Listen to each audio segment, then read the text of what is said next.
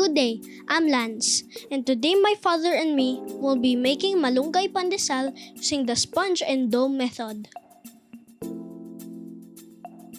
Here is the recipe for our Malunggay Pandesal. We chose this recipe because me and my brother Miguel loves bread and because malunggay is a leaf that has lots of nutrients like calcium, potassium, and vitamin C. The night before, we made the sponge by mixing the flour, water, and yeast.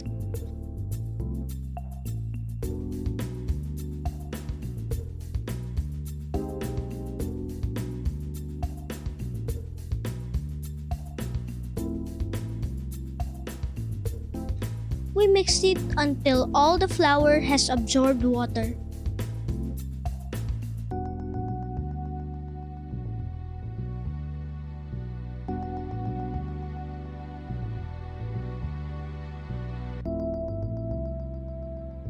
Good night.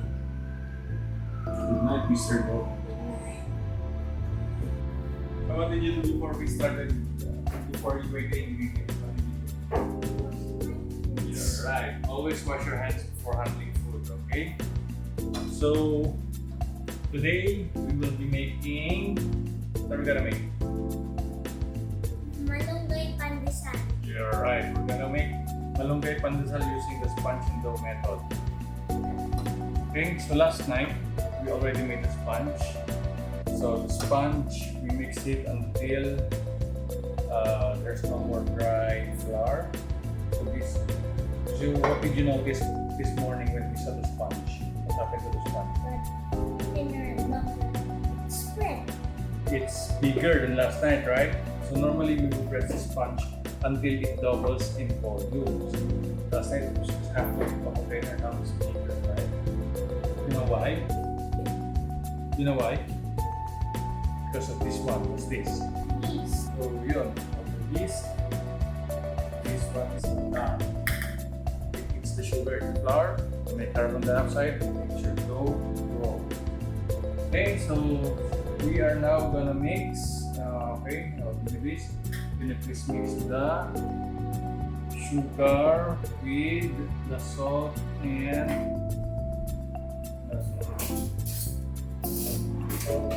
we're gonna mix. Sugar and the salt With water.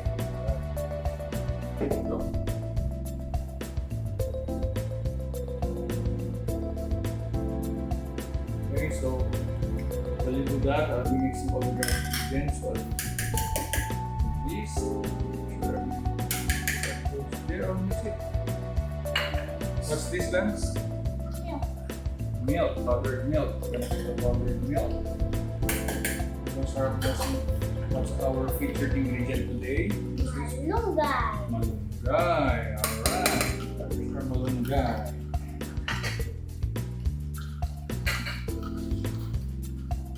So we just dry blend this. And we blend that.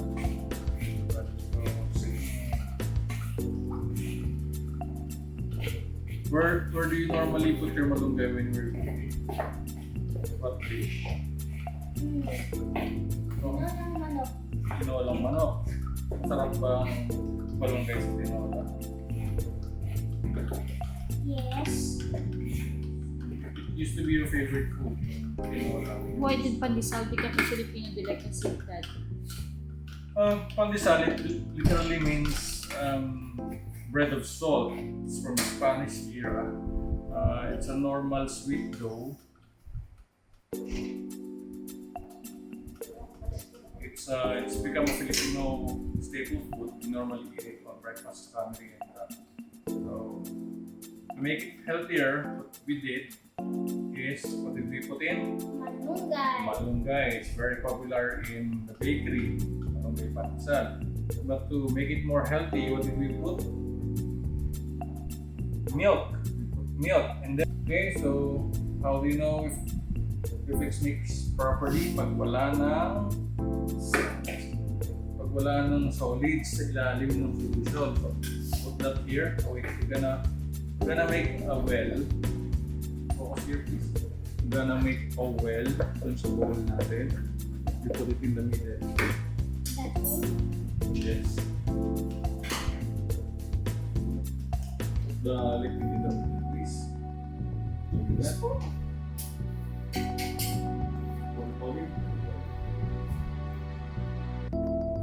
Alright. Okay. Now you try to mix it.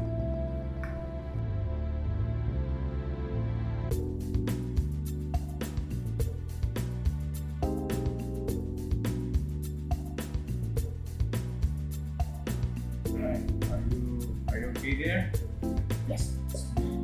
It's becoming hard not to stir now, so I'll be using my hands. Okay, so always remember, wash your hands. And then when you're handling flour, don't put your hands sa mouthful because flour is a raw ingredient. It's not meant to be eaten raw. So we are making the dough. You know, so I was saying, Americans they love making cookies. No? But sometimes after mixing this, you know what they do? They will eat the dough. Yeah. Yes, you shouldn't do that because flour is still raw. It's not yet cooked. So don't eat your dough.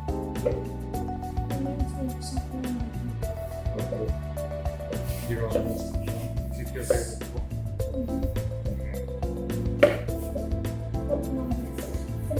So yan, na-mix na natin. Sticky pa siya.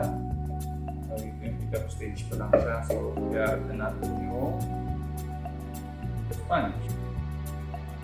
So try tayo. Put that on here.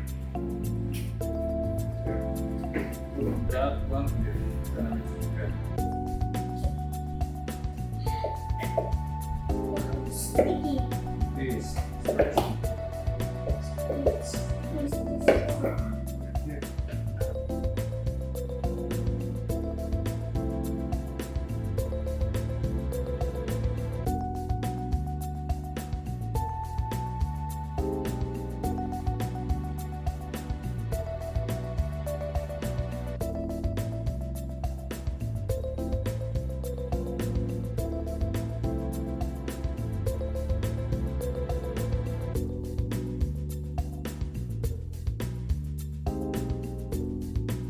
You know what the shortening does? It makes the dough soft. So that's 2 tips about shortening. Sabi ba? It makes the table slippery so you don't want to stick to it.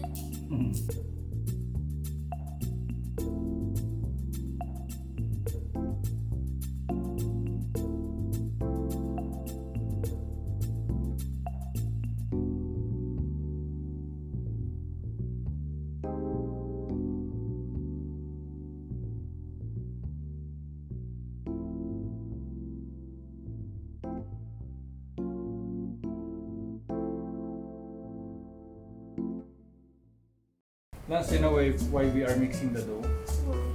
Inside the dough, Lance, there are proteins. If you put water and then you mix it like this stir motion like this, they are forming together. We are building gluten. Gluten is a type of protein that will help pull the carbon dioxide that is produced by the what? What produces carbon dioxide in the dough? What are the live microorganisms in the dough? Yeast, yes. When the yeast eat and multiply, they create carbon dioxide, and the gluten that we form here with the mixing will trap those carbon dioxide.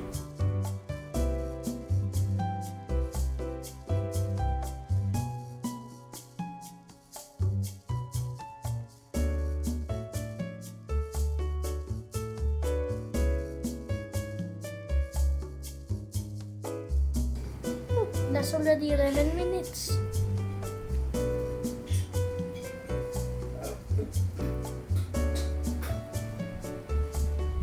It's strong. But can it hold that for long?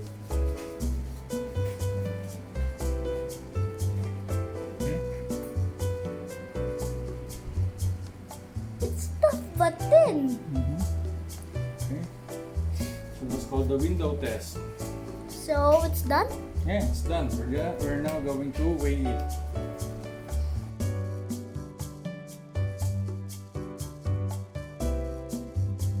We divided the dough into 240 grams each and rounded them.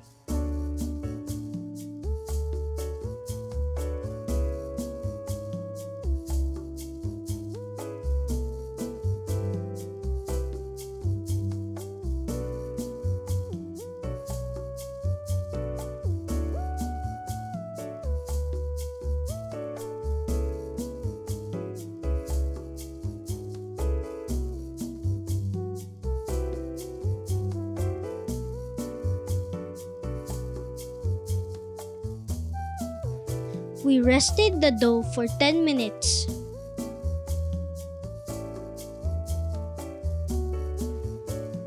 While waiting for the dough, my brother and I lightly greased the pans.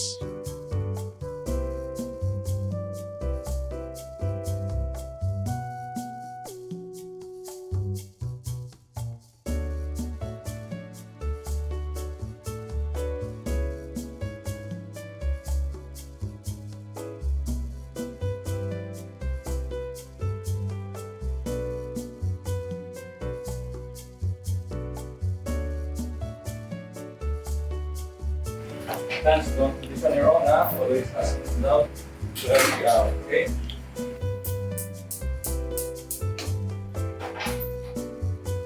We're gonna preheat the oven to around 180, 175, 180.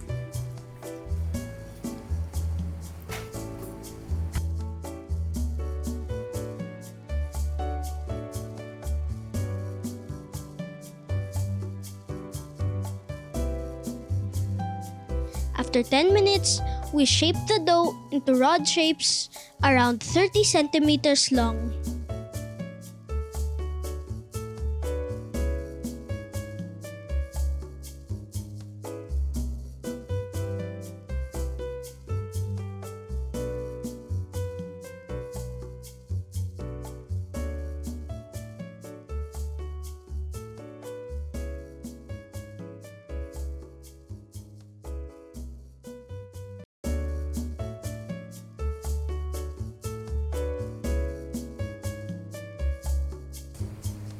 Thank you, Kuya.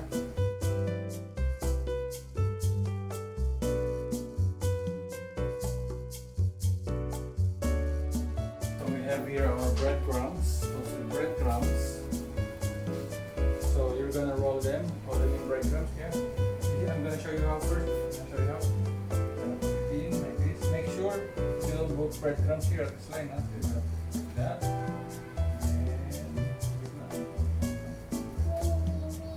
Yes. After Kuya, your turn.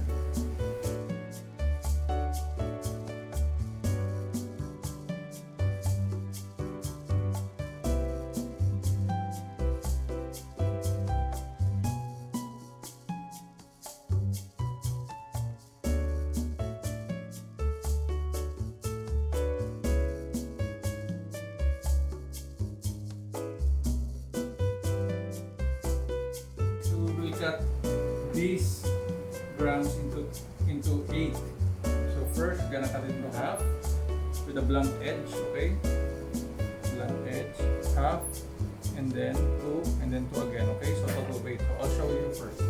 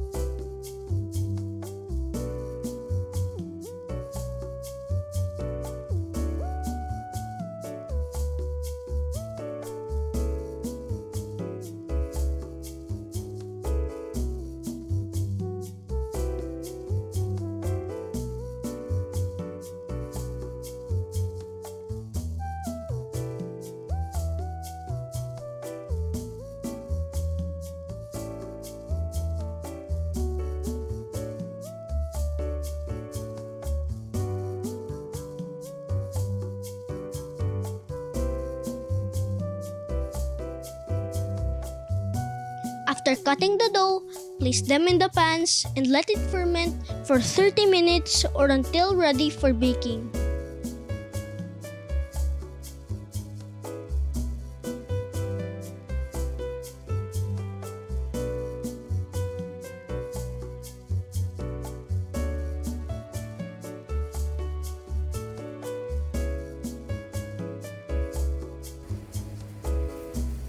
Okay, let's find out if it's ready for baking. Okay, can you check, Kuya, if it's ready for baking? It's ready. Okay, so what we do is we will just poke a little bit one side of the dough.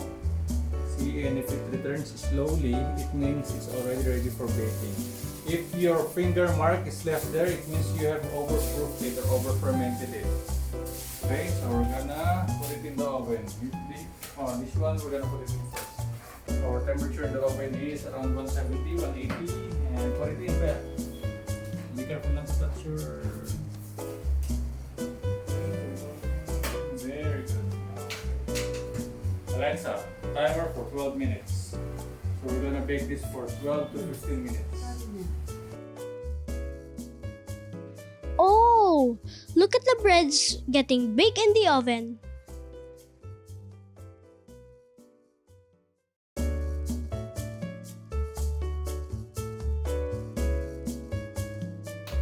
Whoa, look at that, lads. Yum. Yum, yum. First batch. Okay, the second batch kaya?